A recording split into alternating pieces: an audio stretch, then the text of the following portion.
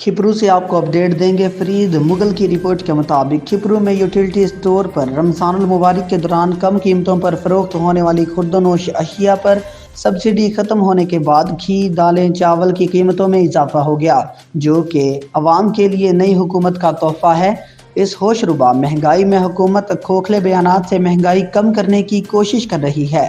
پہلے utility store پر subsidy کی وجہ سے گھی کی قیمت 335 روپے تھی اور اب 396 ہو گئی۔ 200 فی کلو چاول اب 225، بیسن